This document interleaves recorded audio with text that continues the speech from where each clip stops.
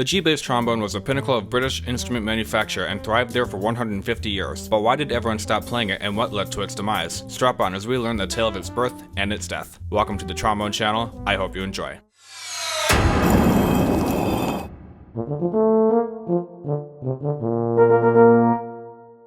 If you want to support the creation of these videos, consider becoming a Patreon subscriber or buying any of my merch linked below.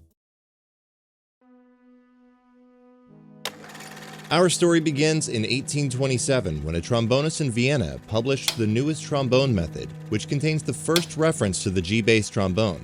But it wouldn't be until around 1835 where we get the oldest surviving example. But let's stop for a second and ask, why was it invented in the first place, and what purpose did it serve? All the information, including what I just mentioned, is found in a paper written by Gavin Dixon for the Historic Brass Society Journal in 2010. So why was the G-bass trombone invented? The answer is unclear, but there are a few theories. The first theory is that since Britain used C tenor trombones instead of B flat, its bass trombone counterpart was 4 steps lower in G as opposed to F. The second theory is that since it is pitched higher than F, it is lighter. The third theory, suggested by Dennis Wick, is that based on the keys of music that British marching bands play, which include D flat, all 7 slide positions of the G bass were used. And because of how flashy using all 7 side positions is, G-bass trombone players would lead marching bands, which gave it the name kid shifter for some reason. And because of how long the slide of a G-bass is, a handle connected to the outer hand slide stay is required to reach 5th, 6th, and 7th positions. Fast forwarding to 1839, when someone in Germany added an F valve to the B-flat tenor trombone. This was a big deal for 2 reasons. You no longer needed to swap between 2 trombones just to play the low F partial. And the addition of the F valve made it almost fully chromatic. That put the G-bass trombone at a huge disadvantage since it can't do low C to pedal A flat. This forced G-bass trombone makers to add a valve pitched in D. The earliest surviving example was made by Courtois in 1869. The D valve made every note possible except for pedal A flat. The solution to the missing pedal A flat would be extending the D valve to C that made the G-bass trombone fully chromatic. If you want to learn how B-flat bass trombones become fully chromatic, watch this video to learn more. The use of a D valve would end up being more prevalent in orchestras, while straight G-bass trombones were used more in brass bands. But on the note of bands in general, I want to take this time to share something interesting I learned when playing with the Naperville Winds last year. We were playing Lincolnshire Posy in measure 37 of the 4th movement. Trombones 1 and 2 play these notes going down. The bass trombone part has you going from a C to a D, then back up to C, landing on G. I asked him why, and he said G-bass trombones can't play those notes. I didn't understand it at the time, but knowing the composition is made up of folk songs from England, everything makes perfect sense. Back to the history of the G-bass trombone. Nothing much changed until the early 1930s following the merger of Boosey & Company and Hawks & Son to form Boosey & Hawks. The first problem Boosey & Hawks had to tackle was the fact that the bore size of orchestral B-flat trombones from other countries had grown to the size of modern-day medium bore trombones at around 0.525. That made it really hard for straight G-bass players to blend in with its smaller 0.484 bore. Their solution to that was a G/D bass trombone with a wider bore of 0.527. They nicknamed it the Betty bore after the famous orchestral trombonist William Betty. But Dennis Wick claims that it was back in the 1920s when Boosey & Co. worked to develop the Betty bore bass. This worked for a while, but as the years went on, the bore sizes of everyone else's orchestral B-flat trombones kept getting bigger, up to the modern-day large bore size of 0.547 and even bigger for basses that go up to 0.562. British trombones were always narrower. But the real question was, which was better? And did the G-bass trombone have something a B-flat bass didn't have to offer? Those questions were answered in 1951. It was during that year when the New York Philharmonic played at the Edinburgh Festival in the capital of Scotland. Its trombone section all played large-bored con trombones from America. They proved that large-bore trombones are just plain better.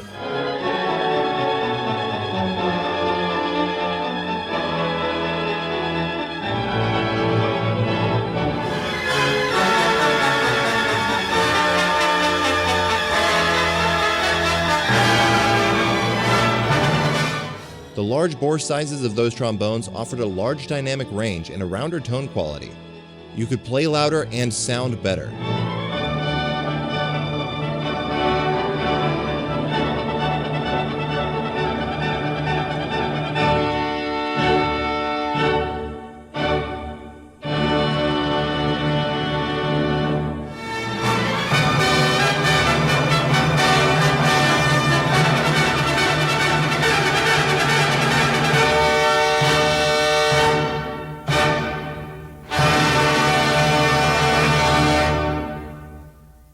People knew it wasn't even close.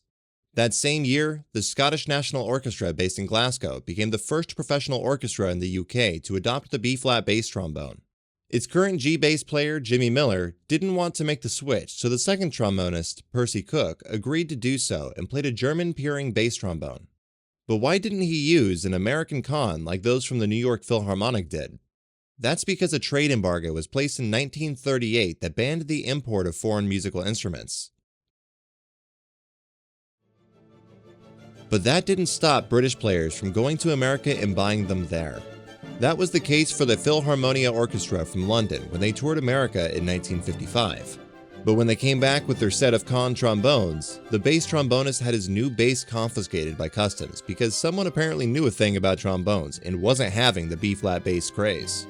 But even that didn't stop everyone, because it is reported that the American B-flat basses were the most sought after. There were the Con 70H, the King 5B, and the Reynolds Contempora 72X. Some still prefer German trombones. By 1957, the London Symphony Orchestra's bass trombonist, Tony Thorpe, was using a German B-flat bass, except he added a handle to make it look like he was playing a G. But despite the progress B-flat basses were making in Britain, not everyone was a fan of the switch. This included Godfrey Kneller of the Royal Philharmonic Orchestra, who overheard the news in 1954 at a musicians' union meeting in London. His response to that was writing an article for the Musicians' Union Journal in defense of the G-bass trombone. In it, he described the G-bass as the English rose and the king of the bass trombone, as well as sharing approval from several conductors. And what did the article do to quell the demise of the G-bass trombone? Absolutely nothing. Not only did British orchestras continue to switch to B-flat basses, but when the trade embargo was lifted in 1958, almost every bass trombonist in Britain did so. The switch went about with either the current bass player making the switch themselves or hiring someone else to do it. That ended up being the case for Godfrey Kneller. Something else that also accelerated the switch was when a tenor trombonist switched to a large bore trombone, such as the Con 88H, it just would not blend with the G-bass, forcing them to also make the switch.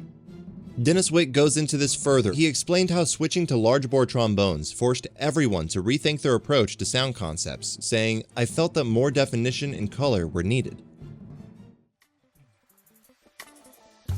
Essentially, the lifting of the trade embargo sealed the deal for the G-bass trombone. But there were a few who just would not make the switch no matter what. By 1963, only 4 prominent orchestras in Britain had G-bass trombone players.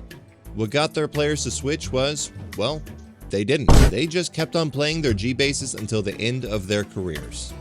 The last 2 G-bass players in professional orchestras were George Cotham of the BBC Northern, who retired in 1969, and Frank Mills of the English National Opera, who played it until his death in 1974.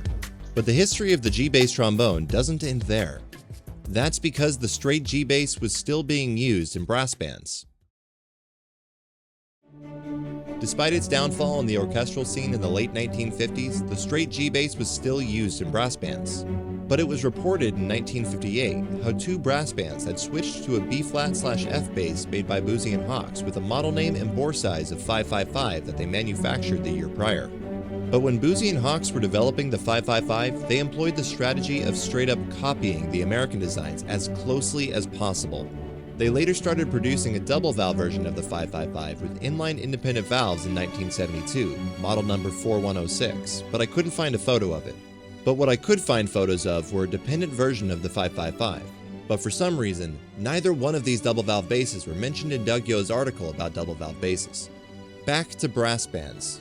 What's unique about British brass bands is that they played in something called high pitch, which is when you tune A about 12.5 cents sharper than everywhere else. As a result, you'll find some G basses that play sharper than others because they play in high pitch. By the mid-1960s, low pitch was universally adopted in brass bands, which meant everyone tuned A to 440 Hz. This also led to Boozy and Hawkes discontinuing the production of high-pitched instruments. Transitioning to low pitch was harder for other brass instruments, but it was a no-brainer for a trombone manufacturer to do so. Just make it a little bigger. It's largely for that reason how it survived the transition from high to low pitch. Not only that, a straight G was much more affordable than a B-flat/F bass. But as with the few orchestral G-bass players who played G-basses until the end of their careers, the same went for several brass band G-bass players who played until the late 70s and early 80s. In 1978, the last G-bass trombones were made, and one of the last sales of a G-bass was made by Fred Cullum in Australia in 1981, who played a G-bass well into the 1980s.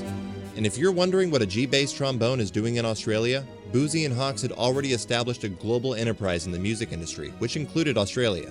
Not only that, the Salvation Army had also been supplying its band members around the world with G-basses. Fred Cullum would also end up being the last professional G-bass player in a brass band who played it until the late 1980s. Just when everyone thought it was over for good, the G-bass trombone then experienced a small but impactful resurgence in the music industry. In the 1990s, there lived revivalists who wished to preserve the G-bass and play it on occasion.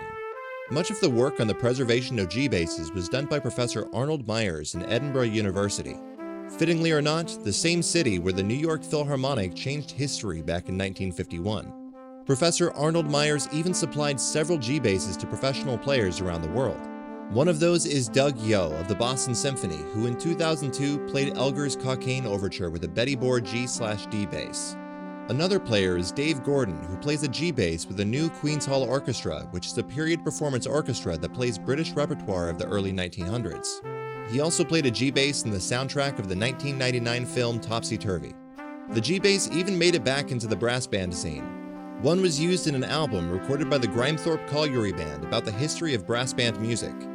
Not only that, someone, Dave Taylor, even competed at a brass band competition with a G-bass in 2008. While no one makes G-basses anymore, nostalgia for the G-bass and its iconic slide handle remains strong. There even exists a Facebook group about the discussion of the G-bass. 1 and 2 and...